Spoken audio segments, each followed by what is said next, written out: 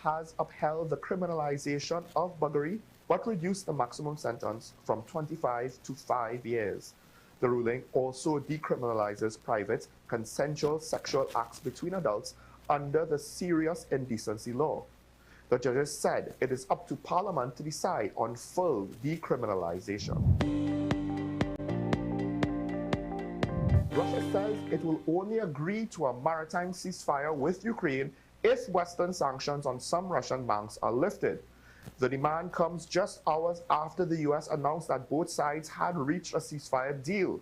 Meanwhile, Ukraine claims Russia is stalling and has continued with drone strikes on Mykolaiv. Well, that's news on the hour on WESN. I'm Sean Michael Small. Thanks for watching.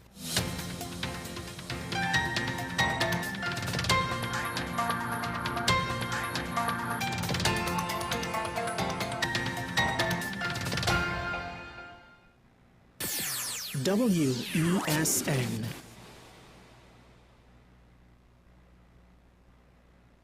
Our award-winning show is back, and this season promises to be even more exciting than before. What's Up, Doc isn't just a title, it's a call to action for anyone who wants to improve their health and well-being. Join us on this thrilling ride towards better health on WESN Content Capital.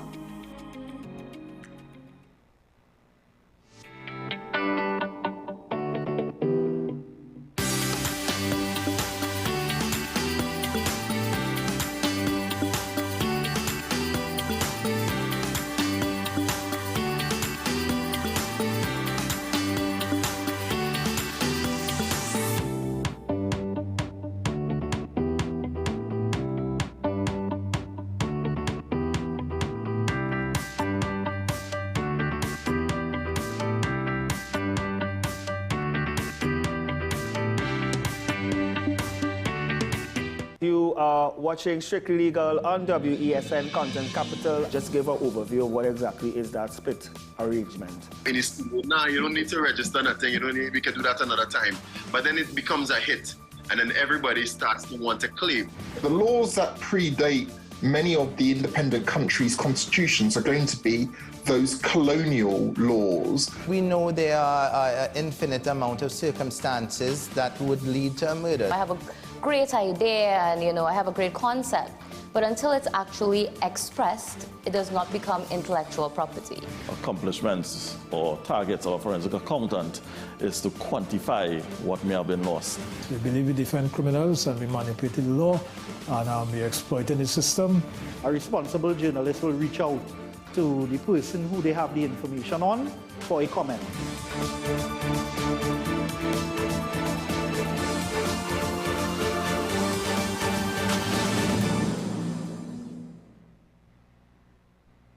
This is Face of Sports, WESN Content Capital. How you felt about the kiss on the lip? That's the business. I'm nothing to do with that. I find that was distasteful. The national senior team, whether you like it or not, that is the model for all other teams to follow. I'm assuming that the regional requirement may be a much stricter requirement. This is not about Pro League and Super League. This is a league run by the Normalization Committee that I'm responsible for. Nobody expected FIFA to fund this arrangement. If we don't get a professional attitude towards this, we are doomed for failure. You break the balance, trip the leg, control the body. They ain't gonna stand put forever. Why you want the Chiefs to lose so? Why you want the Chiefs to lose so? They already have two. Lamar don't Why? have. You're jealous because you know the Chiefs getting closer to the Patriots. Let's go to the last part. No, let's go to the last part.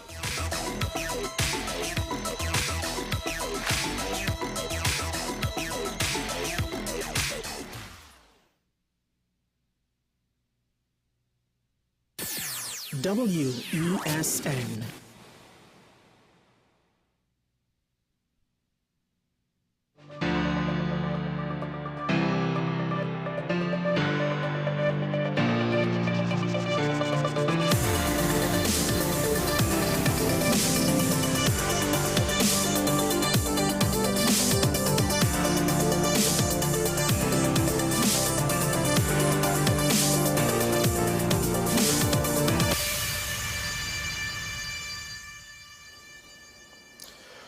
While I lament the situation that has led to the actual substantive commissioner being arrested and basically suspended, having to select an acting commissioner to act in her place, while I lament the fact that, at least as far as we know and how this situation has unfolded, it probably is not the way things should be done,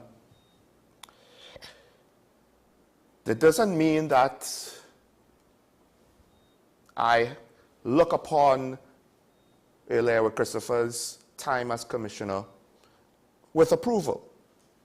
Now, it started off with her first appearances at the Joint Select Committee and other public communications, where I had concerns with regards to both how she communicated, how she conducted herself in those instances, as well as the content of what she said, because she made what arguably would be, in most circumstances, once you have just enough experience with how these things goes, statements which were beyond reasonable, promises that did not seem realistic, reduction in murder by June, when she is basically speaking but a couple months or a few months before.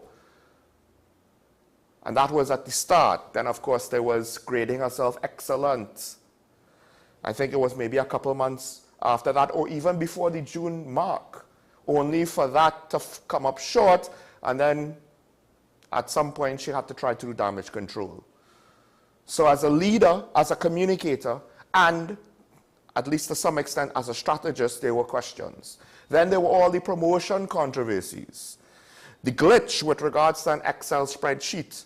It wasn't just one. They have the inspectors to assistant superintendents. There was the constables to corporal. And then, of course, there were all of the individual situations in between.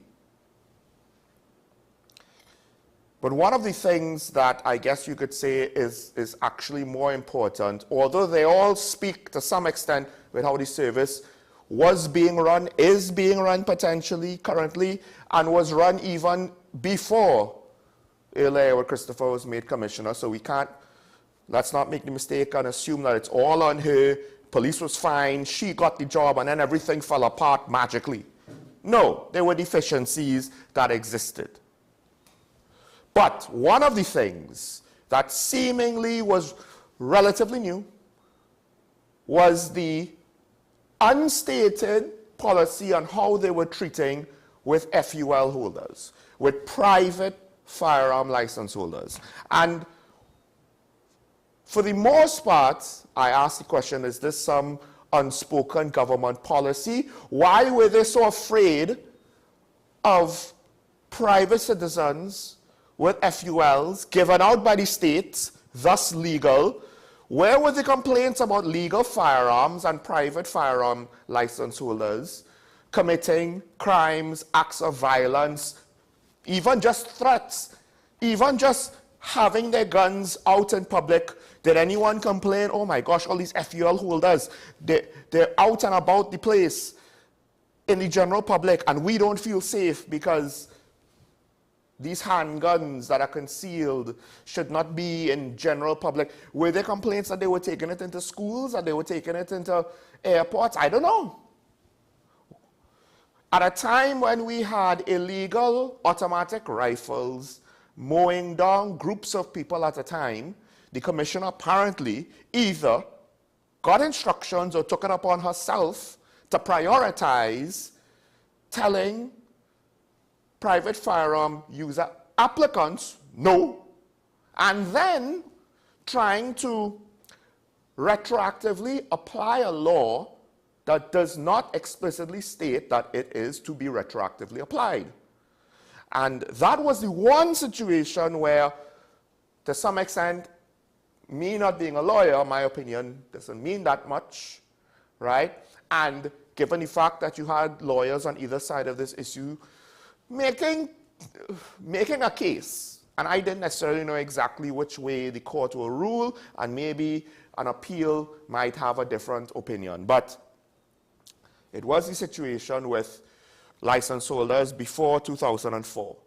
And certain fees to renew them that came into effect afterwards, and there was some amount of expectation, in part, I believe, based on how the law was written, that the pre-existing status quo for license holders before 2004 essentially would be grandfathered and they would continue, while licenses after that mark, where that new legislation was put in, they will have more hurdles to jump in order to maintain their FULs. Cool. That ruling now has come back, and the judge has basically ruled against the commissioner in a manner that I think is reasonable enough to then now lead me to have further questions with regards to how this whole situation with FULs have been managed. At a time when crime is at an all-time high, and I'm the guy saying the UNC's plan of just giving out firearms to help deal with crime is not really a crime plan. But at the same time, I'm not about to say, well, but we shouldn't have the normal distribution of private firearms. And then it seemed as though this situation, I don't know if it was with regards to the whole question of how was the law applied to firearm licenses before 2004? I don't know if it was a question of wanting to collect revenue or to use it as a stick, essentially, to further control FULs, because again, what was it about private firearms that Commissioner Earl Christopher, for whatever reason, it was almost as though she was afraid of them. It was like well, I can't deal with the actual criminals, so the last thing I want is a private FUL holder to go off the rails and add something else. Like, I don't know.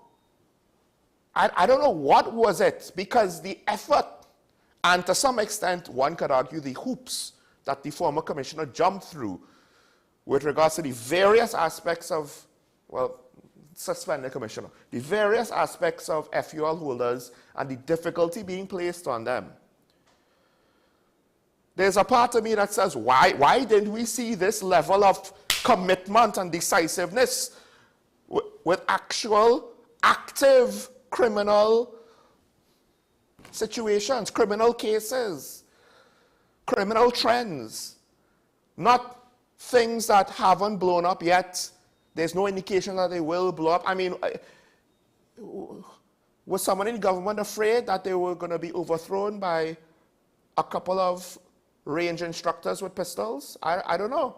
Some competition shooters? So, one of the other things is it does make me wonder, like, to what degree the legal advice that some of the people in authority are hanging their decisions on. I think one of the things is usually when you hear about lawyers giving legal advice, and of course in the media around the world, corporate lawyers, in order to give legal advice, you will self-censor your programming. When you listen to those stories of how the corporate lawyers act to the frustration of television show producers, movie producers, talk show hosts and their producers, it's almost like if they err on the side of caution. Whereas the legal advice that our government and various institutions get, it's almost like if they err on the side of telling you what you want to hear so you feel justified to do whatever nonsense you want to do anymore. Because I still would like to know who gave the former Minister of Finance the legal advice to say, yeah, let's take this case to the Privy Council. The case that we probably won't win, the case that we probably don't have a chance of winning, yeah, let's take it all the way to the Privy Council. Yeah, no, they won't embarrass us by not even listening to the other side before they rule against us. No, that's not going to happen. And to some extent now, I have the benefit of hindsight. I'm not going to sit here and pretend like I knew for sure that this case would have gone against the commissioner. Not that, but there's a part of me that wonders, well, maybe the lawyer for the police in this matter could have potentially erred on the side of caution, because it almost looks like if she herself was very gung-ho. It makes me wonder if they have a result that they want, and it's not that they can do a thing because the law exists for it, but rather they want to get a result, so they try to find some way in the pre-existing laws enough gray area to justify the result that they want. Not that that is what the law is.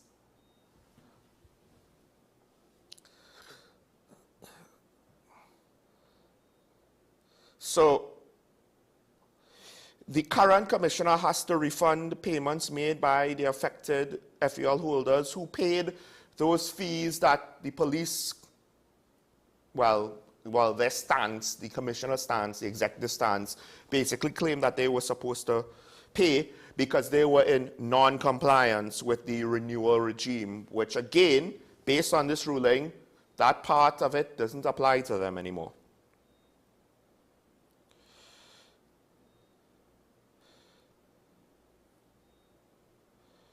So, and then this goes back to the fact, and one of the things that concerned me in the case was, to some extent, the lawyer for the police and the commissioner herself was basically interpreting things, but these were things that did not include the language to directly say this is the case. They did not include to say all FUL holders, including those before now.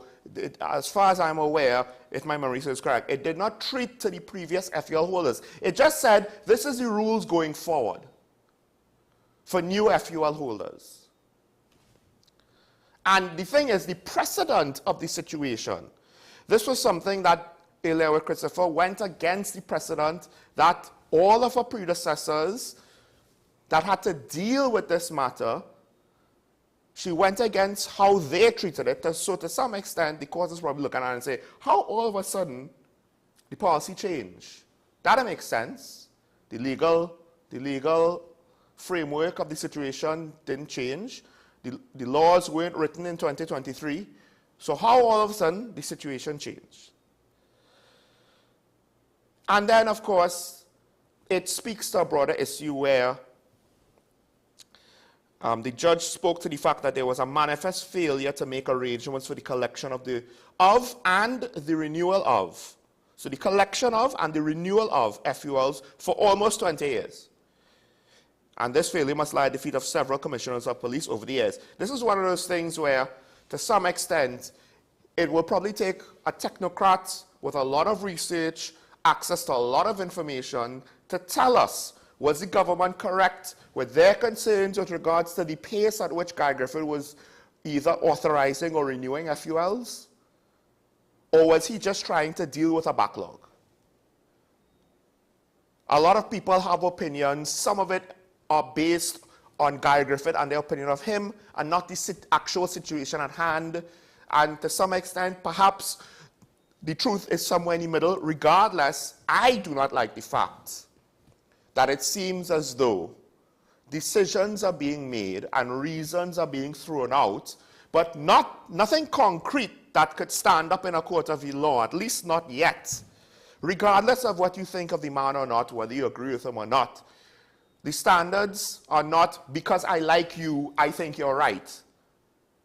I could hate you, you could still be right. And in this case, it's a complex situation.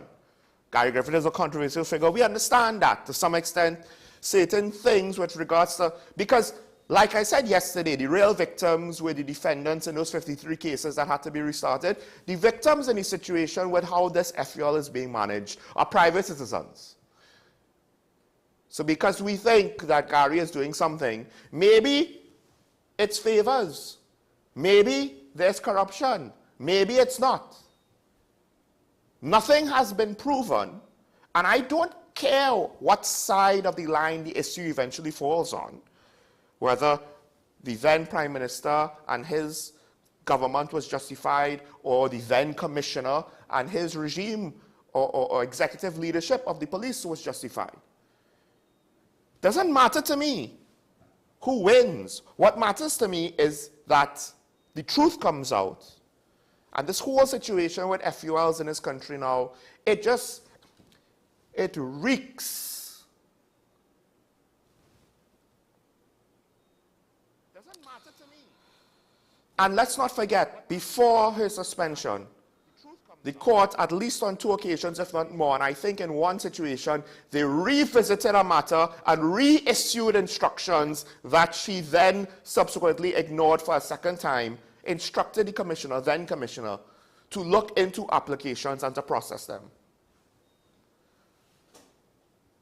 And I assume, given that they were not rejected, because she may potentially not have had a legitimate reason to reject them, she just tried to sit on them, despite the fact that the court basically said, you can't sit on them. So,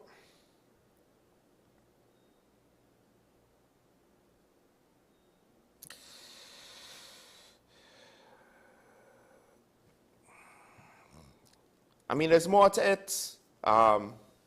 I'm not going to get into all the technical matters of the situation. I don't, you know, if I'm incorrect on any point, you could call in later and correct me. But generally speaking, I think it's fair to say that that whole situation, how it's been managed, if you want to tell me it's satisfactory, I will very much doubt that.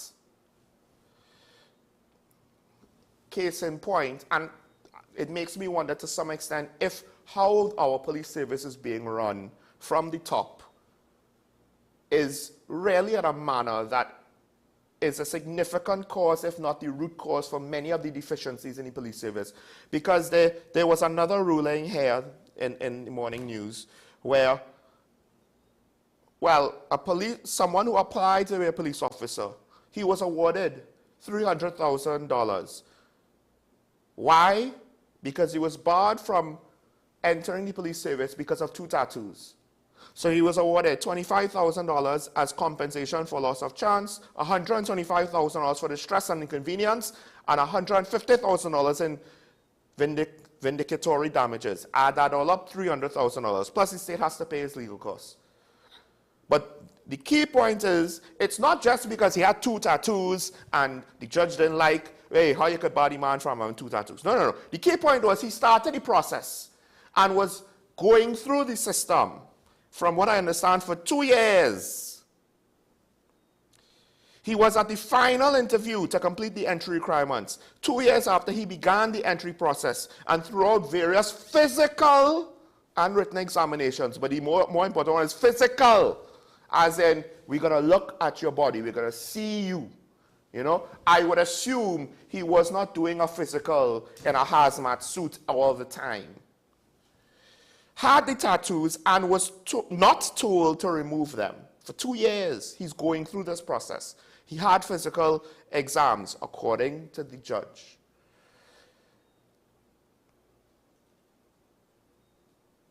And then at the final interview, he was told he was needed to remove the tattoos. And while he was in that process, because it takes multiple instances of treatment where you have to go get hit with the laser, it's kind of burning off a layer of your skin, and then you have to wait, let your skin recover, go back, and I think it's several just for one tattoo. He tried to get feedback from the police academy with regards to the status. He wasn't given. The tattoo policy was deemed illegal 2 years ago by Justice Frank C. Prasad. He tried to get feedback with regards to his situation, given that ruling. No feedback. So it was what it was. One would think that these are the things that, not that they are perfect and they get it right all the time, but in other countries and other jurisdictions and in other institutions, you kind of know, well, the law changed, so we kind of have to change the policy and not just have our head in the sand and try to ignore the situation and hope it goes away.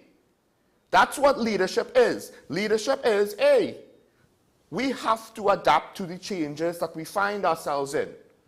If you can't adapt, for one recruit, his situation, when the laws with regards to tattoos and applicants to the police service have changed, if you are so either inflexible or inept to be able to treat with this situation properly, how are you supposed to adapt to criminals trying to take advantage of the various loopholes in the system. How are we supposed to expect you to be able to adapt to a criminal enterprise which is increasingly sophisticated, in no small part due to the fact that it's linked to transnational crime? So it's not just the local criminals trying to figure out how to game the system. It's foreign criminals with their experience on what has worked in other countries, adding to the smart men.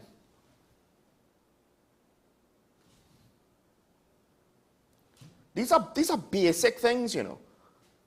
Here I am wasting my time complaining about the murder detection rate, complaining about police response times, complaining about accountability with regards to body cameras in the service, and why the executive is, at least with regards to the public communication, to the rank and file, treating it as though the rank and file is the tail wagging the dog.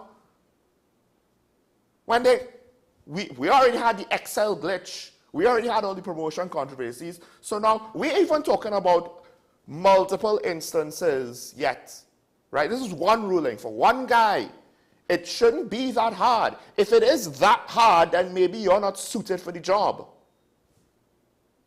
No one has any amount of initiative to, at the very least, you don't even need to proactively find the situation to solve it.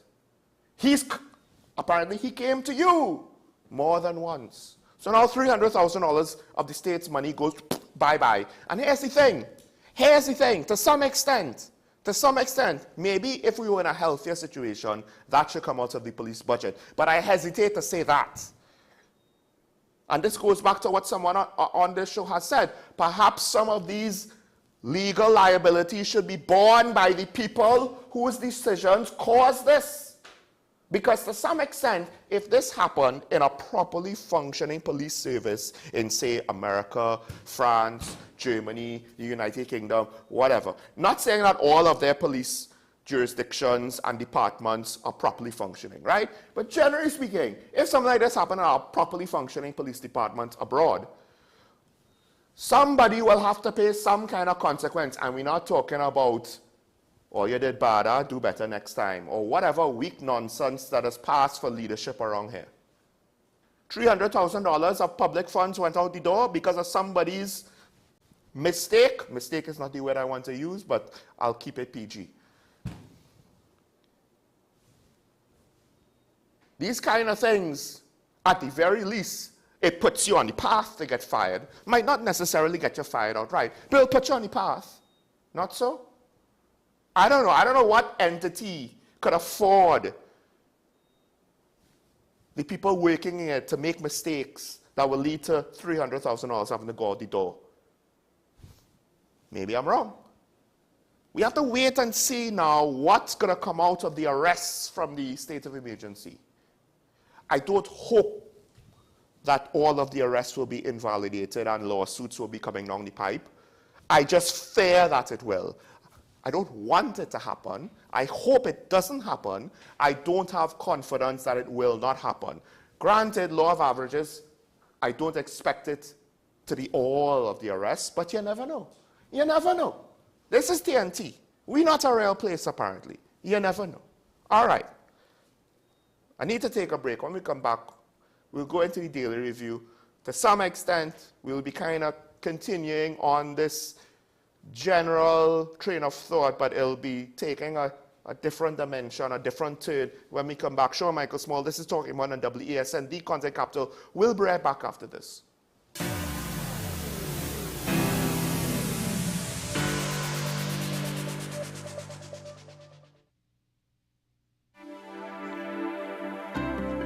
Hi, I'm Claudette, radiographer at the radiology departments at the community hospital. We offer high-quality service with state-of-the-art equipment in X-ray, ultrasound, CT, and mammogram. Come, our friendly staff awaits you. Give us a call at 235-5479. The Community Hospital of Seventh-day Adventist, where good private health care is affordable. Our award-winning show is back, and this season promises to be even more exciting than before. What's Up, Doc isn't just a title, It's a call to action for anyone who wants to improve their health and well-being. Join us on this thrilling ride towards better health on WESN Content Capital.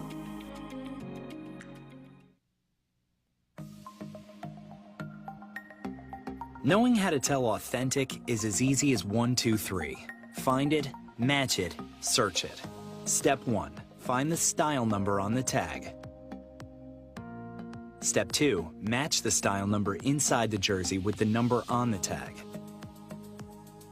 Step 3. Search it. A quick Google search of the style number will verify the jersey is authentic when the search results match the jersey being searched. Don't be fooled by counterfeit jerseys. Before you buy, remember to find it, match it, search it. Fan Zone, 2 locations nationwide. Center City Mall, Chaguanas and Movietown, Port of Spain. Nationwide delivery available.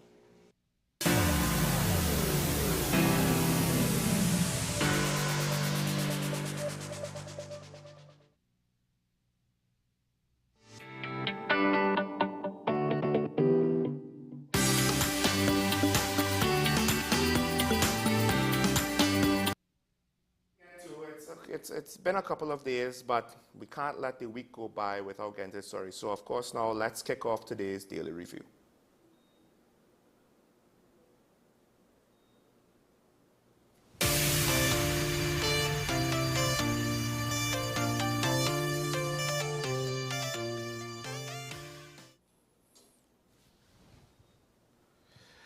Right, so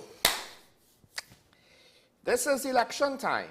And apparently, allegations are going to come out the woodwork. Now, of course, there's a situation with Adrian Leonce, which I need to hear more before I feel comfortable speaking or giving, I guess you could say, decisive or committing to a stance on that case. To some extent, we have the reports now that he folded that situation last year. So it kind of makes me wonder, you know, we don't necessarily know. It is possible that any of us could find out that the person we're doing business with is someone we don't really want to do and shouldn't be doing business with, and then just basically try to abandon ship, right? Without necessarily wanting to always start or be involved of a long-term investigation, what have you. Of course, one would think a lot of the allegations would be directed to some extent towards, you know, the government, what they're doing. You know, they've been there for 10 years. They've had access to the treasury and all of that jazz. But at least in one case, one of the contending parties, political leader, has also now, well, is looking to face greater scrutiny, dare I ask, because it started off with earlier in the week, well, really from Sunday, with one retired Assistant Commissioner of Police, Totaram Duki, filing a lawsuit against the Commissioner of Police and the Attorney General, alleging victimization, abuse of power, and constitutional breaches during his tenure with the police service. One of the interesting things is that there were certain cases that he was involved with that apparently he alleges that essentially his boss tried to get him to slow it down. And when he wouldn't do that, essentially those cases were taken from him. In one situation, one of the examples in the newspaper from this weekend, he was conducting an investigation. I'm not too sure if he names who the official was with regards to money laundering and misbehavior. He was forced to hand over his files. I'm trying to. In one situation, it is reported, right? He was part of a case or building a case against Marlene McDonald, and I do believe essentially he basically just had to go to the DPP. It reached the point where he was very confident that for all intents and purposes, the investigation was done. He just had to consult with the DPP to go through the motions to get charges. And essentially, that was blocked. It could be, I think, I'm not too sure if this was a separate situation, but he was sent on vacation. When he came back, or the case was taken from him and potentially buried. There are multiple situations reported here. Now, this, of course, has put a spotlight on Gary Griffith. Although, I'm not entirely too sure, but technically, since he's not the Commissioner of Police right now, I don't know the lawsuit, if it actually, well, it accuses him, but I don't know to what extent the current acting Commissioner of Police will actually have to deal with some of this because he's holding the office right now. So, he's claiming that Griffith essentially, well, first of all, he wanted a list of the investigations. This is Gary Griffith, that there were instructions to hand over his case files, right? Certain government members were named with regards to alleged misbehavior in public office, money laundering, as well as police officers in one of the newspaper reports. Right, here it is, 99% complete with regards to, well, no, sorry, it wasn't Martin McDonald. It's hard to keep track of all the high-profile names that he dropped. He's saying, in the Robinson Regis matter, he said that investigations were 99% complete, and that Mr. Griffith was well aware of this. The file was taken away from me, and an investigation that should have been completed with a final visit to the DPP has simply gone dead. I have not heard anything else of the matter. Then he claims that because there was a situation coming down towards the end of his tenure where he was arrested, and those charges were eventually dropped, and he's claiming that that was done as a way to intimidate and victimize him. He's also claiming situations like when Marlene was arrested, that essentially he was berated by Gary Griffith. Now, both Gary Griffith and Robinson Regis question the timing of the lawsuit, because to some extent it also throws, shade on her being the alleged target of one of his investigations, which according to Mr. Dookie was 99% complete. And as much as we might want to, well, Camille Robinson Regis also being current AG, it makes this whole situation very interesting, right? To some extent, I can understand that sentiment, because it's true. He was put on pre-retirement leave in 2021. Now, apparently, he had to fight for his pension. But we're in 2025. Is it that it took time for you to make this decision? But the problem is, whenever you delay going to the courts, it does make you wonder, was it not important to you back then? Why did you delay? Was it legal advice? Were you trying to deal with one legal situation at a time? I don't know. But then on top of that now, and this is the other thing, well, let's not forget, elections were very recently just called. So the impact that these accusations have on elections is very significant.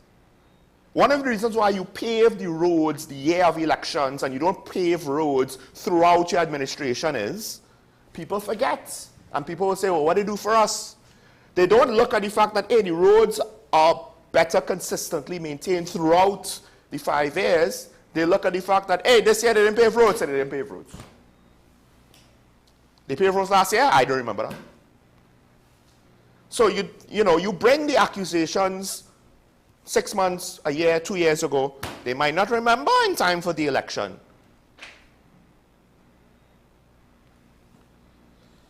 I mean, to some extent, that is proving to be true in an opposite way with this whole Chief Justice situation, where we're kind of forgetting how that, as Karen detailed yesterday, that situation did not start off with the Chief Justice jumping out of his skin and doing something willy-nilly. It started off with Marcia Caesar jumping out of her skin and doing something she shouldn't have been doing, and threatening the validity of the judiciary, the trust and confidence in the judicial system. I've yet to see anyone else speak on that besides Karen Shishera. Maybe I'm wrong, maybe I'm not paying enough attention. You could call in and let me know. We could continue the discussion later. But my point is, because time progressed, and we went from what she did to then what he did, And then we got the rulings in the local courts, Court of Appeal, and then it went to the Privy Council. And it's almost like if, because with time, we forget, hey, this situation did not just somehow start with the Chief Justice. It didn't start with him. Yeah, he's not blameless in the situation. But it didn't start with him. He's not the only one with blame in the situation. But it's almost like if the collective, I don't know what, zeitgeist, the consensus is that, hey, we kind of forget about she. We really just want to deal with he now because that's what's most recent. The flip side to that is this. Well, the flip side to that is somebody else came out. Another former senior police officer. Another former assistant commissioner of police. Sorry, no, acting inspector who retired as an ASP wrote with regards to how certain cases were being handled. And one of the quotes says, the manner in which my colleagues and I were transferred from the PSB, together with the manner in which Mr. Dookie was sent on leave and the efforts to frustrate him in his pursuit of completion and submission of the court file in the Marlene McDonald matter, leads me to conclude that the administration of Commissioner Griffith is on a malicious vendetta against me, Mr. Dookie, and the rest of these former PSB officers, as indicated by Senior Superintendent Samru. Now, if one person did it, I'll be like, he might be on funny business. Somebody else comes out, and they have like a long list of situations. The more detail they give, the greater the risk of being caught out in a lie. So generally speaking, you're either a real good con man or you're telling the truth. But it makes me wonder. It makes me wonder. Look at what we know that happened after. Well, what we know is the head of the PSB, after all of this allegedly happened with regards to people being removed from the PSB, the head of the PSB, after that point in time, was the person that went to Barbados to take Brent Thomas in a manner which the Barbadian authorities essentially conceded was not legal. Now, I don't know, that might not sound like kidnapping to you, or it might, and if it sounds like kidnapping to you, well then, you know, tell layman. Legally, I guess that's in a gray area right now in Trinidad and Tobago, because heavens forbid, we actually try to deal with situations as opposed to cover up things that are inconvenient to certain people. Let's not forget who I believe, I could be wrong, is still the head of the Professional Standards Bureau. And then led to the gung-ho arrest of the Commissioner of Police earlier with Christopher. I don't know, it's almost like if you took out a whole set of investigative officers who were trying to do things like investigate police officers and politicians for corruption and misbehavior, and then it was replaced by someone who has done some interesting things in her tenure, leading, I guess, what remains of that unit.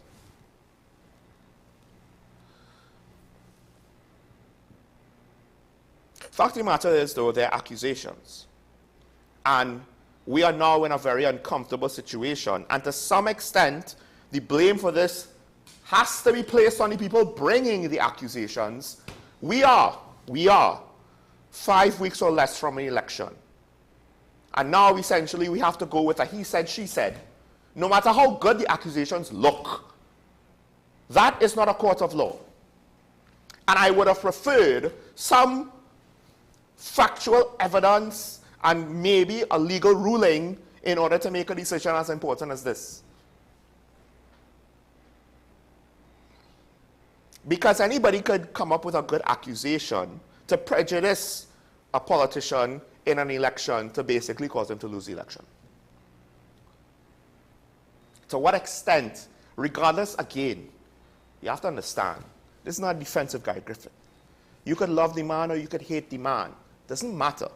It doesn't matter how good or bad of a person he is.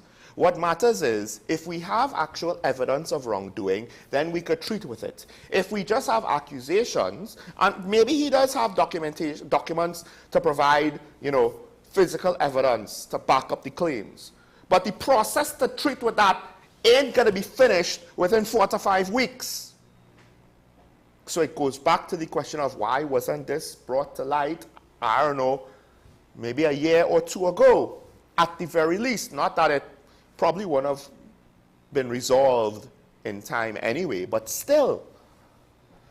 And again, similar to the bullying allegations that again, those came out, oh, Stuart Young is a bully. He's been in government for 10 years, but now that he's going up for prime minister, now he's a bully. I understand that those accusations could be all very real. But ironically, your timing does not help your case, because we live in a country where politics is a set of bubble and a set of underhanded tactics. And just because you might think that this politician is crooked, corrupt, and evil, that doesn't mean that they cannot be the target of underhanded tactics. So then the question is, are we going to sit down on our collective rear ends and say, well, I don't mind underhanded tactics being used against each other because I think they're all underhanded. That's a recipe to basically encourage nonsense behavior. And then we want to know why our politicians are the way they are. Well, we effectively say, well, I don't like them, so you can use underhanded tactics against them. It's fine. Well, then at some point, that's just going to be the norm. That's going to be par for the course. You want to deal with crime? What does the professor say? Law and order, a breakdown. We have to enforce all our laws. Not selectively pick and choose which one we want, because that opens the window for law breaking to happen, to be condoned and tolerated. Yes, you might think, oh, these things are benign. Listen, what starts benign will grow into a cancer. And it's a not too dissimilar situation. I don't like Gary, so let them deal with him. However, whatever underhanded tactic. No, because then what happens is what you think is benign, I wouldn't call that benign, but what you think is benign will eventually grow into a cancer that will kill you. Or how about we do the right thing because it's the right thing, whether we like to or not, whether it's convenient or not, and hopefully in a healthy environment where what is right and just and true is right and just and true. What we think, what we hold dear, that we have the capacity to ensure that it is held up, the standards are met, then maybe somehow, I don't know, actual good people might shine through, as opposed to the people who we don't like somehow always coming ahead, because underhanded tactics undermine everybody. Because in a situation where we allow underhanded tactics to occur, the corrupt politicians somehow figure out a way to navigate that and come out fine most of the time. It's the good ones who don't want to play those games. They end up being sunk. And then we want to know, where are the good ones gone? Well, right now, people from my generation on down to younger don't want to be involved in politics for these reasons. So I don't like it at all. I don't like the situation one bit. I don't like the situation with Stuart Young, not because I dislike the people involved, but because there's no resolution to these things in sight. And I am basically, it is being demanded of me to have an opinion on something as important as the election based on controversies that will give us no substantial conclusion that could stand up. We could have our opinions. But let's not fool ourselves. They're all incomplete. We weren't there. We don't know. We weren't in the school. We weren't in the offices of the police. We don't know. We don't know if this is someone with an axe to grind or someone who was legitimately victimized. We don't know. But we don't have the time to figure it out. Because unfortunately, we might end up voting in someone who did something horrible, and we could only regret it after the fact. But that is essentially what we are left with. Because these are things I hope they will be looked into and we get to the truth. But will we? Probably not. Important stories die a natural death in the news cycle. Just wait.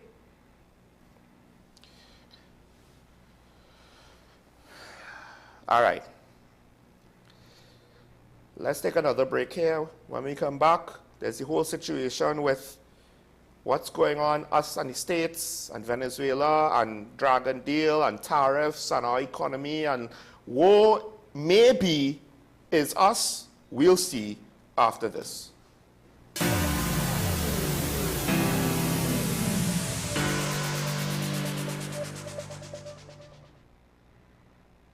My name is Dr. Stephen Carroll, the CEO at Community Hospital of Seventh-day Adventist, and we are committed to making good private health care affordable.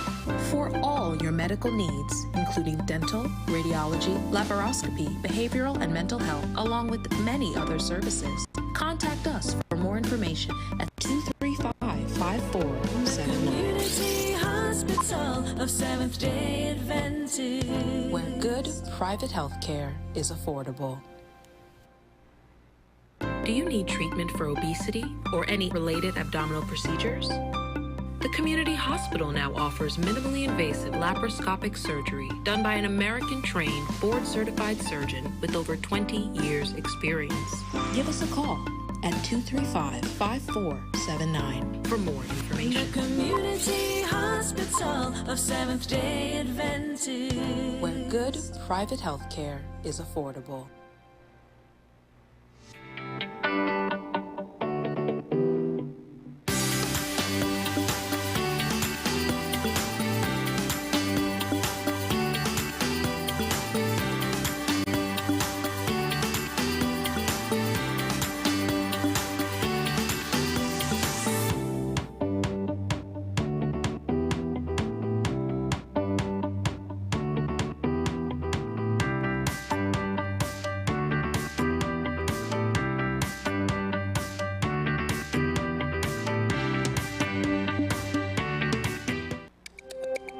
Every word, every line, every paragraph depicts a real moment in someone's life. A father, a sister, a mother, a brother.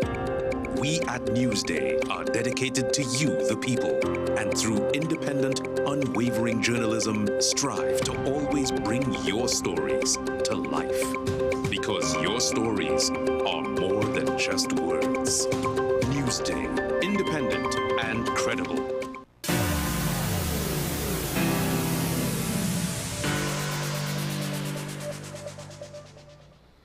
So we already spoke a little bit yesterday, Karen and I, with regards to what's going on in the United States. We have reason to believe that, you know, President Trump and America will be quite aggressive with Venezuela. So then the question was, as Prime Minister Young is going to meet with Secretary of State Rubio, what could we possibly hope for when essentially he is naming Venezuela as a target with its own specific people who buy their oil? Their exports to the US are going to get hit with a 25% tariff. That's pretty pointed, right? Well, all might not be lost. Maybe. I have reason to say that. And to some extent, it'll be revealed in this clip. Well, technically, it's 2 clips combined. But for more on what I'm speaking about, and then we'll come back afterwards to explain, it's time to cue this.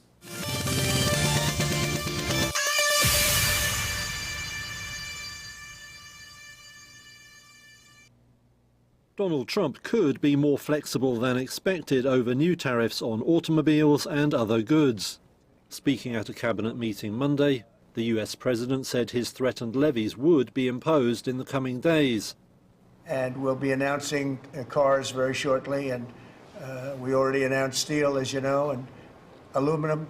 We'll be announcing pharmaceuticals at some point in the not too distant, because we have to have pharmaceuticals. We don't make pharmaceuticals anymore in our country. But he said a lot of countries could get breaks without giving any more details. Earlier reports of the possible partial reprieve were hailed by Wall Street, sending US stocks sharply higher. But a White House official warned against expecting too much, saying Trump was still determined to impose strong reciprocal tariffs. The new president has regularly claimed that his trade policy will raise revenue and create jobs. On Monday, he announced a $21 billion investment in the US by South Korean giant Hyundai. Hyundai will be producing steel in America and making its cars in America, and as a result, they'll not have to pay any tariffs. You know, there are no tariffs if you make your product in America. The same day also saw Trump open a new front in his trade offensive. He said any country buying oil or gas from Venezuela would face a 25% tariff on exports to the US. Trump said the country was guilty of sending tens of thousands of very violent people to America. Venezuela's government said it firmly and categorically rejected what it called the new aggression. The latest move sent oil prices higher in Monday trade, with US benchmark crude gaining around 1%. All right, DW reporter Clifford Coonan joins me here in studio for more. Clifford, automakers have known for some time that this was a possibility, if not a definite thing that was coming. How hard does this hit them? I think it's going to hit them pretty hard, but then again, we have to see how these unfold. It's certainly a significant escalation in the trade war, because until now we've had various countries involved, but this is taking it kind of global now because you're bringing in Europe, you're bringing in Japan. So all the car industries in all of these countries are going to be wondering how things unfold. But as you mentioned in the introduction, things are much more complex now because these supply chains, a car is not just all made in one place anymore, it's bits from all over the place. That's been building out for decades in the US, right? Exactly. And so how is this going to unfold? And there was actually from the US government has also been saying that they will have to see how this actually will unfold and how they will implement all of these things. I guess the thing is with Trump's tariffs, we never really know what's coming, what's going to be reduced. These scheduled to go into effect next week is what he said, I believe April 2nd or 3rd. Let's talk about the auto industry in general. This is not the best time for this kind of measure to hit. Is that fair to say? That's right. It's not a good time for having increased prices on cars. One thing that he did say was that they're going to introduce tax relief on buying cars, which is effectively stimulus, actually, when you think about it. So that's going to be a thing where if you, just like with a house, where you get mortgage tax relief.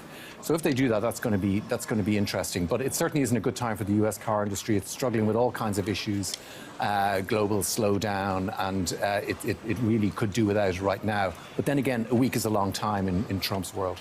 You mentioned this tax aspect to it. Do we know what this means for consumers? Can we say what this means for consumers in the U.S.? Well, I think a lot of it is a lot of this is about bringing everything back and onshoring everything in the U.S. is about stimulating the U.S. economy. But a lot of economists would argue that tariffs actually have a counterproductive effect, that they will actually restrict growth, and they will make cars more expensive. So I guess it becomes a kind of a balancing act. But ultimately, these are political decisions, not economic decisions.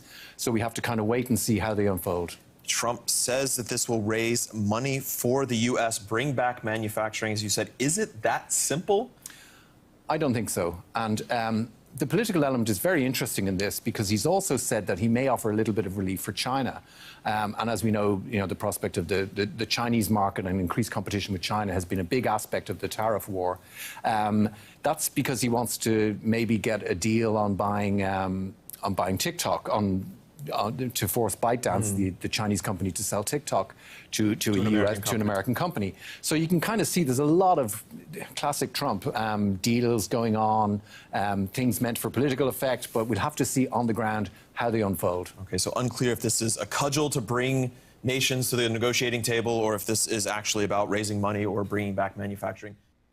Those clips courtesy Reuters and DW News. Now, what's interesting is, as was outlined by the analyst there in the second part of the clip from DW News, there might be concessions to China. One of the supposed motivations for this is with regards to essentially disrupt China from buying Venezuelan oil. In fact, there are reports that basically says that various Chinese stakeholders, without clear instructions from Beijing, when these tariffs were announced, essentially there was an interruption with regards to their business of buying Venezuelan oil that was noticed by various watchers, I guess you could say, around the world. Not necessarily that that's going to, be a permanent situation. It was rather because of uncertainty, there was a pause that was noticeable apparently. So China may get some sort of relief potentially. One of the other things that was said in by another media outlet, I think it was Bloomberg, was that potentially Mexico might potentially get reliefs with regards to some of these tariffs, with regards to like the automaker tariffs or the Venezuelan tariffs. To some extent, what's going on is it's not like it's one specific thing that the American administration is doing right now, but we do know that there will be certain tariffs on maybe steel, cars, etc., and of course the very pointed threats, I guess you could say, with regards to Venezuelan oil and gas being purchased by other countries, because the key point is the tariffs won't be on Venezuelan oil and gas. The tariffs will be on products exported by the nations that buy Venezuelan oil and gas. And that's one of the reasons why there's some cause for concern, because we do export some of our petrochemical output, whether refined products, sorry, not refined products, but downstream products, or, not so much refined oil anymore, but maybe crude oil to the States. We do export some of it, in whatever capacity. We don't necessarily, they don't need to be our only customer for it to seriously affect us and our capacity for our economy to function. So the thing is, if to some extent there's a carrot and stick approach to even China, that is one nation that Donald Trump has seen as somewhat of an adversary, at least economically, for the United States and international politics as well on that level. Well, what about TNT? And I think because of that, there is some room here for the Prime Minister and the Minister of Foreign Affairs for them to maneuver. Now, the reports are that the talks went well, but Minister Brown nor Prime Minister Young did not reveal anything yet. It's expected to have a press conference where more will be spoken about it today. But one of the things is that coming out of the United States administration, we've gotten public communication from the Secretary of State, Rubio, as well as, the U.S. Special Envoy for Latin America, Mauricio Claver-Caron, that basically utilized positive language, that they wanted to work with TNT. Essentially, they identified the fact that, yes, we have an issue with regards to natural gas supply. It's important to our economy. And they're hoping to potentially find a solution that might help with the energy security and the future of energy in the region as a whole. Claver-Caron pointed to Petrocarib as a negative, exploitative practice, something that to some extent, not necessarily quite that way, Karina Shishera did point out as something where other members of the Caribbean went away from the Caribbean agenda to some degree. Now, just because they are saying things in a positive light, that they hope that we could get things done and they want to get things done, they're also saying that they want TNT to stand with them and support their actions against the Maduro regime. The opposition saying that we're too close to the Maduro regime, that at least on the surface, I can't fault them for that. But perhaps we underestimate the pragmatism of United States administrations, of their technocrats, of their politicians, right? And to some extent, we're a small player at the end of the day, at least in some respects. So to what extent their agenda needs to deal with us, and what are we doing that needs to be dealt with? You can understand, China buying Venezuelan oil is a totally different scenario, potentially, than us getting gas with regards to the Dragon deal, hopefully to try to increase our supply. Of course, they have issues with money going to Maduro's pockets. But one of the things that we have to keep an eye on is this whole situation might actually lead to a very significant change in how the global economy works. Now, there's a lot of talk about the global south and BRICS, and they want to unseat the US dollar and the petrodollar. But from what I understand, ironically, one of the things that works against America and its internal industry, its domestic production, and having the capacity to produce things on their home soil is the fact that because their currency is essentially the global trading currency, they're kind of disadvantaged. What do I mean by that? Well, Japan, they have hell of inflation, but for quite some time, they actually enjoyed their very bad exchange rate. It was bad, right? But because it was bad, it caused their goods essentially to be cheap for countries to purchase. Now, if they wanted to import things, it would be hard, but because they want to export, they had a competitive advantage per se. And America is essentially experiencing the reverse of that. It's expensive for them because labor elsewhere is just going to be cheaper, because the economies are kind of balanced around them and the American dollar. And at the end of the day, it is what it is. Yes, they have certain advantages, but certain disadvantages. Because of that, maybe America might be looking to move away from that. If they really want to do manufacturing locally, there might be limits to how effective that could be. Who knows? Maybe the dominance of the US currency being a trading currency, the petrodollar, at some point that might go away in order to meet a new environment, in order to meet new challenges. And the thing is, people say, well, the American dollar allows them to have sanctions, to sanction other nations that they don't like, right? To deal with them. Okay, cool. But one of the things with regards to Trump's tariffs that's interesting is that it was pointed out by one analyst, well, this is another way to essentially, it's another lever to pull that is not sanctions, that utilizes different mechanisms than sanctions, and that potentially could even have a more immediate impact on things than sanctions, depending on the details. And the precedent that Donald Trump sends now, he might not utilize it, but in the future, America might no longer need to use sanctions to sanction someone, to cut them off from the global financial system. Tariffs, you're not putting any tariffs on Venezuela. You're putting tariffs on people that trade with Venezuela. Will subsequent American presidents be as trigger happy as Donald Trump? Maybe, because they just need to be less aggressive than him, because he's pushing the envelope so far. What's acceptable will be beyond what is currently the norm. You just roll back some of that aggression a little bit, all of a sudden it'll be palatable for everyone involved. So we have to wait and see on that as well. That's a more long-term observation on the situation. But in the short term, it's not hopeless. The question is, Donald Trump is a negotiator. He makes deals. Deals imply a certain amount of tit for tat. Is the economic stability and prosperity of the Caribbean region enough to allow us to not to have to deal with some of the more aggressive stances that America has taken? Will it allow for them to leave us alone? And in what capacity? That still doesn't necessarily mean that we get the dragon. But maybe they're looking to make, like we said yesterday, alternative deals and alternative arrangements.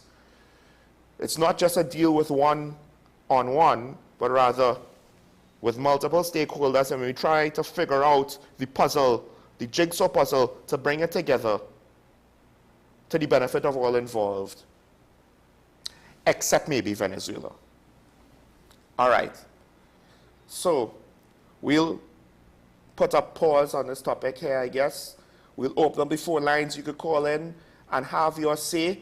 Now, as I've said before, and I'll say again, if you call in, please mute your television once we tell you that you're on air, because if you're trying to wait to hear yourself on air, there's a delay and it will be confusing. Don't try to follow the phone conversation and the television broadcast at the same time. They are not in sync. Also, you could leave comments on our stream, I believe on the stream, on the Facebook stream, and hopefully we'll be able to try to answer those comments directly if you don't want to call in, because I know when the times when I meet people who say they watch the show out in public and I try to encourage them to call, you know, you could just tell they're reluctant to do that because they're nervous and they don't want to call. And I understand that not everybody wants to call, even if they want to contribute and they have something to say. It's just one of those things, right? You're nervous, you're not accustomed to that. I understand that. You could leave a comment. Hopefully try to be respectful in your comments if you want it to be read out loud to the public and to be part of the conversation. But one of the things that I wanted to get into that is kind of, I guess you could say, in line with what I was just speaking about. The Guyanese president, he also warned with regards to the tariff situation and what it could mean for global shipping. And if I don't have time, maybe I'll get into the story more tomorrow, but essentially, tankers and other vessels being built in China, being produced by China, will the tariffs affect that? Of course, to some extent, a good chunk of our imports might be coming from China in various ways. The flow of goods coming from that direction of the world, some of it ends up here. The flow of containers coming from that direction of the world, in part, it's been impeded, and it has limited our capacity to conduct trade freely and cheaply. That is to say, our imports from the States and all is affected by the supply of containers alone. So to what extent could these American tariffs mean with regards to all of that? There are a lot of moving parts here. But also, with regards to what was said in the clip, with regards to the American economy, what it means to the American economy is very important to us because we have yet to been able to secure, at least to some degree, food independence. Just food. Forget consumer electronics, clothing, and the like, appliances, etc., etc. Yes, some of these things we might get certain brands from Europe and elsewhere, but at the end of the day, a significant chunk is going to come from the closest producer. The closest producer is the States. Most of our food comes from the States. Whatever goes on in their economy, we are going to be sensitive to. Now, to what extent they might give us some kind of relief with regards to the tariffs on the Venezuelan gas or not, or some sort of arrangement. But with regards to their cost of living, if that goes up and it affects us, I don't think we will be at the top of their mind with regards to that situation.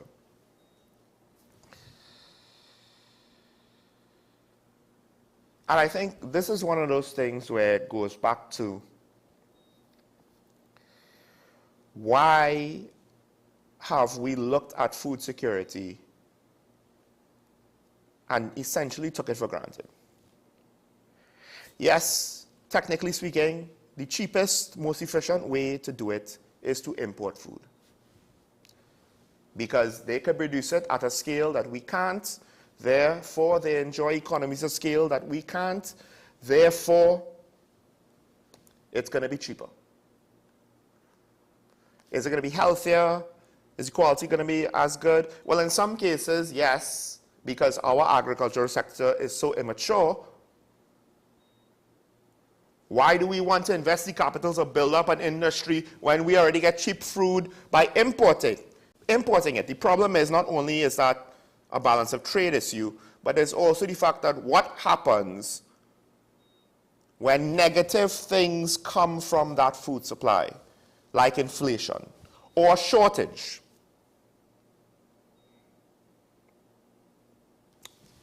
I mean, people say, eat local. Well, what does that mean? We import some of our provisions, you know. When the volcano erupted in St. Vincent and the Grenadines, one of the reports, well, that we found interesting, I don't know about the rest of the nation, was that there were agricultural products for Trinidad and Tobago that were already packaged, so they were sent on their way, but follow-up deliveries might be difficult because volcano eruption. That the importation of certain goods, I believe cassava was one of them, may be interrupted because of what happened there. Now, we can't say, well, let's not have local food production because you never know when a volcano in TNT might erupt. That's not a thing. More importantly, recent history has shown negative economic shocks coming from fluctuations in the cost of living abroad, particularly with food, not just in the United States, but also in the United Kingdom. So it's not as though we could look to Europe as an alternative. Could we look to Africa? Could we look to South America? Whether it's Guyana, Suriname, Colombia, Brazil, could we look to them as alternatives? Maybe, maybe not. COVID is a reminder that natural disasters could happen to everybody.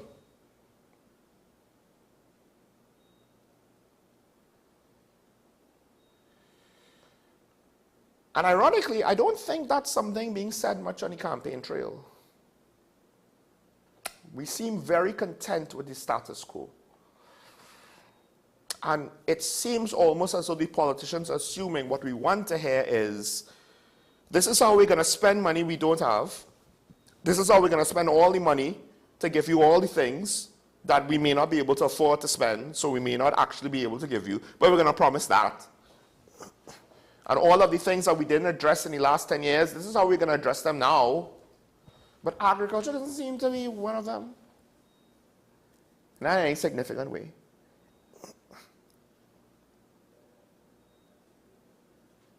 I could be wrong. I hope I'm wrong. I'm probably not wrong, given the pattern of behavior that we've seen. So, I found it interesting that there was a deal, and Louisiana expects to have, I believe it's something along the lines of $50 billion worth of construction projects. And they're touting the fact, at least in no small part of that Hyundai plant, that will be 20-something billion. My concern was that the world and the private sector globally would not necessarily be able to just respond to Donald Trump's threats, for lack of a better word, fast enough to enact the results that he wants to see in order to kind of normalize or to allow this situation to not go out of control and cause irreparable harm to the American economy and to his trading partners' economies. But at least one company, I guess they were very decisive and they pulled the trigger. And to some extent, this is the funny part. If companies start to make business decisions based on the current situation that Donald Trump is presenting to the world, this is my intentions, you all have to deal with it. And they do. They make strategies to compensate for it. To some degree, America is then kind of semi-locked in. If they turn around now, that might be disastrous for those countries that try to work within the situation that they found themselves in. Now, to some extent, you can't eliminate risk completely from business. But if the economy shifted post-COVID with regards to how consumers engaged with their spending patterns, and they spent a lot of money on imported products, and to some extent there were concerns that they were spending less domestically on certain services because essentially COVID cut off those services for a couple of years. So tastes and habits changed. And of course it does not help with regards to the cinema industry that the movie industry kind of failing on a lot of points, so people are staying home more. And they're using the money that they save by not going out to buy things. So because of that, the balance of trade situation persisted. That's why you have the container shortage. That I am surprised to find out, a couple of years later, it was still going on, and it may still be going on. I haven't checked up on it in recent days. But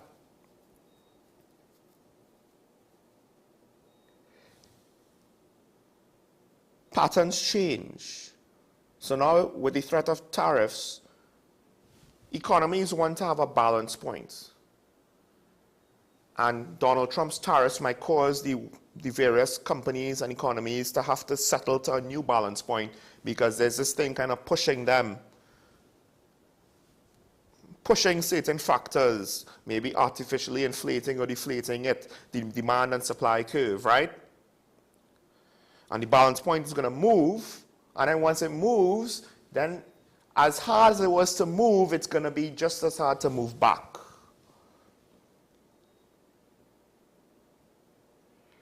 Because essentially societies and economies, they kind of figure out how to live with certain things. Look at what happened with the cost of living here. To some extent, we haven't rioted yet because we kind of figured out in a way how to live with it.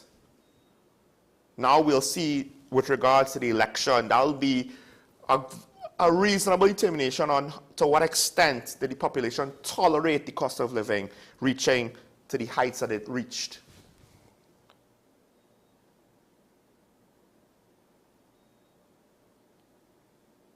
And that's, I know that we get talk about it, but do we get really anything concrete on it with regards to this is how we're going to fix it? Because there is no school you could build, or hospital you could build, or facility you could build. And think about it. Essentially, politics in this country is I want to build something so I can have a photo where you see me opening something.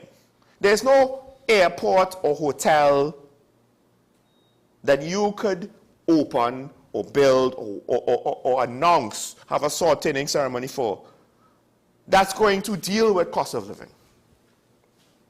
It's going to need management of the economy that does not necessarily provide you with photo opportunities, or rather, if you have a limited understanding of what leadership and public relations are, then it will not provide you with photo opportunities. But we haven't necessarily really, what we do here are things like, we will deal with the cost of living, something along those lines. You know, or the P&M cost of living went up. It didn't go up under the partnership. That's cool. You know, however true or not true that is, doesn't matter. What matters is, that was then, this is now. What are you going to do now? Now, to some extent, we are operating on a budget that was presented to us, you know, late last year. So with regards to that, yes, Stuart Young can't change the budget wholesale now. They could make some adjustments. But it's not as though, I can't use my usual complaint of, well, why don't do anything about it now? Well, to some extent, the budget is what it is. They can make some adjustments, but it is what it is with regards to the bulk, the lion's share of the money. So we have to wait until the next budget. What are you offering to us to say that you're going to fix the cost of living or put things in place to ensure we don't have another cost of living price crisis? Because given what's going on in America, something like that could be coming down the pipe. We don't know. Maybe the Republicans know what they're doing. Trump's cabinet knows what it's doing. They're going to end up in a situation that's going to be good for the American economy, which then maybe could be good for us. Who knows? Also, there's the fact that, look, when the price of oil and gas goes up, now there is some negatives for us because we have to import our fuel, but then there are some positives with regards to our revenue and the availability of foreign exchange and what that could do for our balance of trade. All right, hit the pause there. We have San Fran on the line. Good morning, caller. You're on air. Good morning, Sean. Morning. You know, yesterday I listened to a comment by Mr. Avery Sinanan about this Chief Justice issue. And once again, it seems another what I would call him, a senior attorney, seemed to have not read or was not in Trinidad when this thing with Marcia Caesar went down, you know.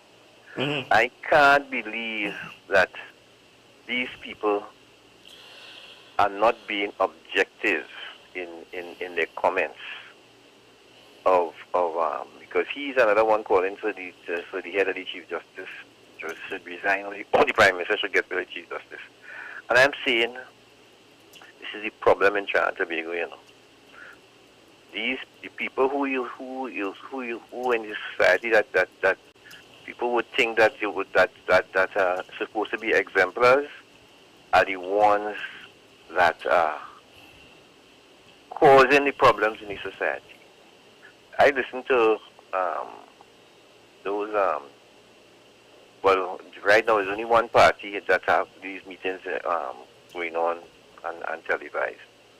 Yellow Party. Yeah. And I listened to what I would call them promises. The promises, if should they get elected. And why is it that politicians still believe that, or probably is so, that the population is stupid, you know? But, caller, the lack of objectivity on this Chief Justice matter might imply thus that maybe too much of us are. So we're in the minority then, John? That's what you're saying? Basically, I minority, hesitate to make that differentiation between me and the rest of the population. I hesitate to do that. I'm not saying that. I don't want to say that.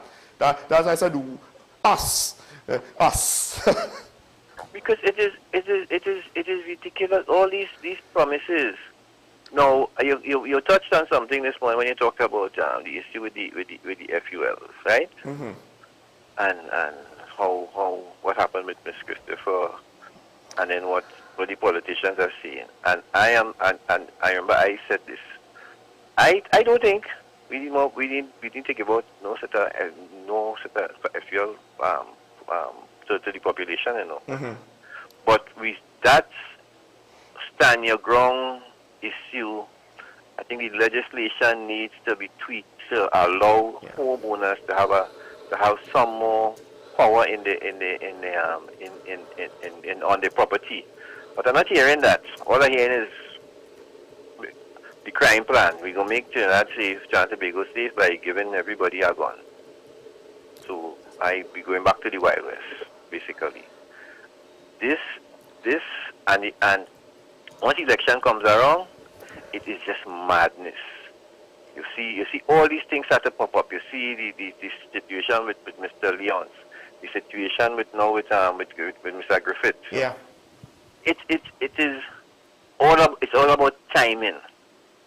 And I have been listening to some of the younger people, just getting around and chatting with them. Some of the what I call younger people, younger to me, like people like yourself, and you know.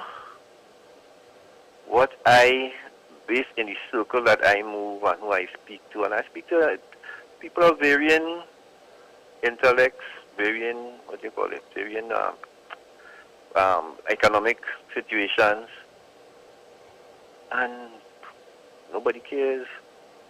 As far as they're concerned, what happened, you know, I still have to survive, you know, that is the kind of attitude that I am getting.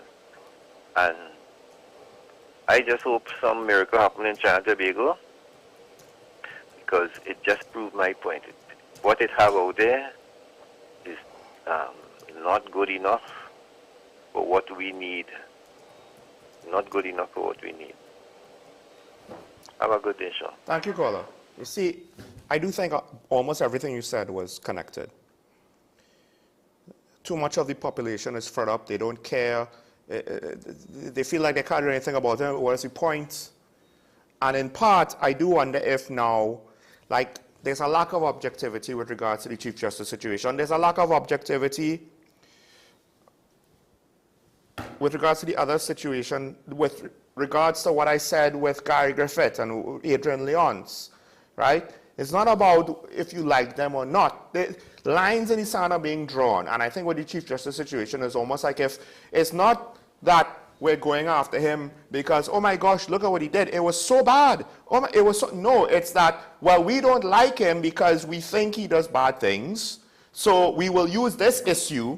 And if we have to potentially overinflate it or ignore aspects of it, the point is, technically he was wrong here, so we could use this issue as a cudgel.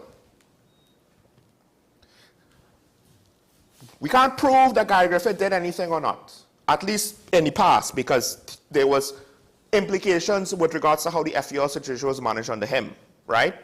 We can't prove it. But what we will do is we will try to use this bad press as a cudgel. Now, granted, listen, I'm not saying that Gary Griffith is innocent or guilty. I'm just saying the manner of which it is done. It goes back to the Commissioner of Police. I could outline you 5 or 6 different basic aspects of her job that I feel she failed on all of them. That doesn't mean that I agree with her arrest and how she was treated. And ironically, with the Chief Justice, people are so concerned about the lack of process. Meanwhile, they're condemning a man with a lack of process. Regardless of whether you like him or not. I don't have any love for the Chief Justice. You know, he's not someone that I have any love for. He's done me no favors. I've asked nothing of him. I don't have high expectations of him. I don't have hope for the nation because he's in the seat or anything like that. He's just the guy that's there. It's neither here nor there for me.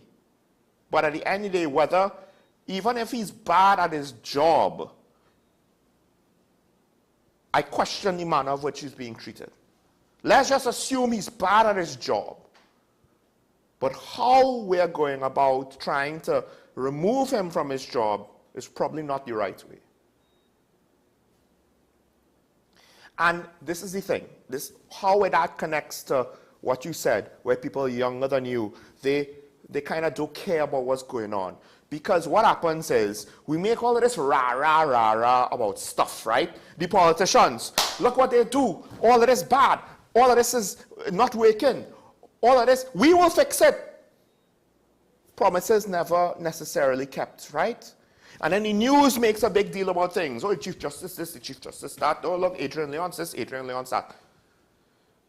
The media does not do a good job of necessarily holding politicians to account to find resolutions to things. Some of them do. Not all of them. Because at the end of the day, most media houses have corporate overlords that have business interests. Right? So because when stuff starts, people make a big stink about it. But we never get a resolution. So the bulk of the population sees that and says, what's the point? Y'all don't matter. This don't make no sense. All of this stink about the Chief Justice. Is anything going to happen? No. It's like the boy who cried wolf. We have Move on the line. Good morning, caller. You're on the air. Good morning, Sean. Morning. Sean, I keep saying that. I keep telling you all, you know, Mr. San Fernando says something. He asks if people stupid. You know, we have to be careful when we're using this word publicly. Sean, sit down and take a good look at the history of this country. Sit down and take a good look from the beginning. A man was there and he told us, he said, listen, if I send a crapo with a balize, all the voting for it. And the crowd, they rallied. They loved that. They took that as something good. Mm-hmm. The same man turned around and tell him after, when I talk no man back, the crowd cheered. They believed that was something good. You know, this is what we were weaned on. We were weaned on that kind of mentality or lack thereof, right? We were weaned at today, Sean. The intellectuals in Trinidad and Tobago, the educated elite in Trinidad and Tobago, continue to propagate this man as a hero. And I continue to tell people in my puny mind, I have observed the situation. And I can't understand a man who was so brilliant, ran a country. Corruption started from since beginning with the gas station racket. And it went on and on, DC-9 scandal. No one made jail. The man didn't do all he could to ensure that all our judicial system, and we had the best people in the police service and things to deal with these matters. It became normal. Corruption became normal. Lack of law enforcement connected to corruption and the failure to deal with corruption became normal. How is it that we were weaned on a leader like that, and today brilliant people still say that he was a brilliant leader? It cannot make logical sense, and we continue to propagate this nonsense and this lie. The media is part of it, our intellectuals are part of it. Where are we going? So when Mr. San Fernando said people fed up and they are disillusioned or what you expect, because we continue to live a lie and it's not helping us. You know, and I wonder when the time will come that somebody would admit the truth and say, you know, this man was a brilliant scholar, but but he really, as a leader, destroyed his country, you know, or at least put it on a destructive path. When would we say that? Can't we say that? That is the truth. It is there for all to see. He was told by a billion people 2 things he was told. Diversify the economy. Didn't do it. He was also told, based on this race-based politics, it's not good for the country. So let's go and have some constitutional reform. The man came out and he said constitutional reform would be like a dagger in the heart of the PLM. What the man was saying to people is, hey, oi, my party and me more important than the country. Isn't that clear, Sean? I mean, tell me if that interpretation is wrong. You know, I rest my case. Have a good day. Thank you, caller. In fact, it goes back to the first thing that Senator Fernandez said that would agree with your point. He said the exemplars cause any problems in society. That's what it seemed like to him. You know, you and he basically said the same point, but in different ways. And the thing is, and I've mentioned this, I don't know if I said this on air this week, but essentially the buck stopped at Dr. Eric Williams. The buck stops at the guy in charge. Heavy is the head, heavy is the crown. So heavy is the head that wears the crown. So to some extent, regardless of whether it was direct or indirect, and you gave some examples of direct with regards to public communication and potentially giving some clue as to the mindset and motivations and philosophy that led to making decisions during his time as Prime Minister. But at the end of the day, let's just say, for the sake of argument, you know, he wasn't directly responsible. He's still in charge, so he's still indirectly responsible at the very least. You can't get away from that. CEOs get fired for not necessarily being proactively the cause of the mistake, but they're in charge of the situation where the mistake happened. And I think, ultimately speaking, he started the pattern. But this is speaking to basic human nature. And we see this around the world. This is what's going on to some extent in the UK and in America and in Canada. You speak to the lowest common denominator. You simplify the message. Not that people are dumb, but you simplify the message and you dumb it down so that it gets the widest appeal, right? But do you actually do what's best for the largest number of people with regards to your policies? And that usually, at the very least, could be debated. It's questionable. When you go back, I posted a video on my social media, I think yesterday or the day before, about Singapore, about the 3 things when that country's government was basically being formed out of colonialism. 3 major decisions that were made. One was to speak English because it was going to be the international language. The other was to not necessarily hold sacred to the point of it being a fault your traditional values and ideas, but to still allow yourself to learn academically from the wider world and not just stick to your own thing, but to be open to new ideas and to improve the quality of their academia, to improve their education, to better prepare their population, because they don't have resources, right? So they committed to education.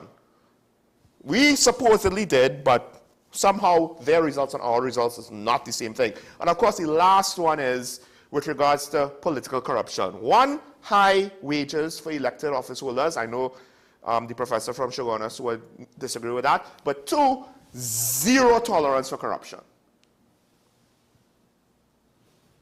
And you could basically look back and analyze those things and see a philosophy and a vision and a direction and a purpose. And it was done. And now they are reaping the benefits for it.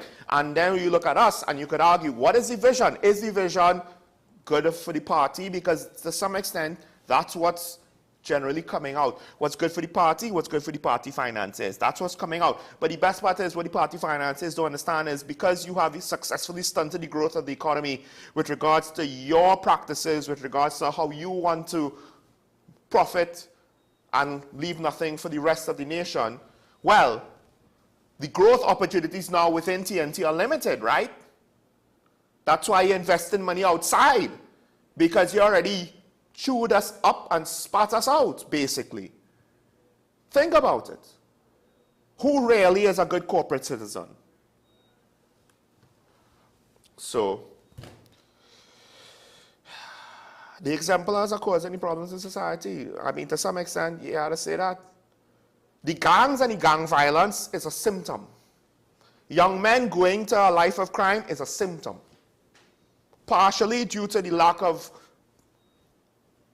effective hard policing, but partially due to the failure of policies and the failures of society and the lack of societal will to treat with our problems, because it's no longer a question of political will, but rather the societal will to demand campaign finance reform, constitution reform, public sector reform, improvements in the education system, improvements in the national security apparatus, improvement in our public utilities, and improvements to our economy in order to ensure that we have a reasonable cost of living.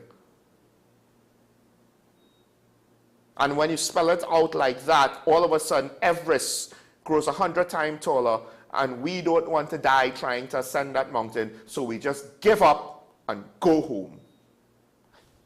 But yet we still complain. We still complain. We don't want to do the hard work, but we want to magically reap the benefits of the hard work. How does that happen? It doesn't. Yeah, some people get lucky. But we already pushing to the limit what God is a Trinity actually means. Let's not take God for granted, shall we? All right. Over time, so we'll make this brief. Remember your allegiance to the Republic and to each other, folks, because it's nice to be nice. One man is not an island. One woman is not an isolated island unto themselves. We are a nation of many people. Stay safe out there and have a good day. We'll see you tomorrow. Bye-bye.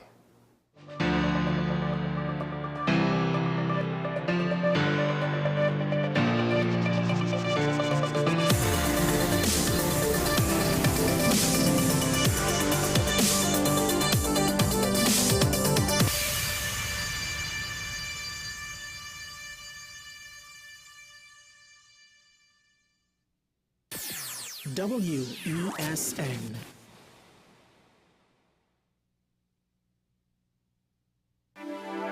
My name is Dr. Joanne Williams-Carroll, and I am the Director of Behavioral and Mental Health at the Community Hospital.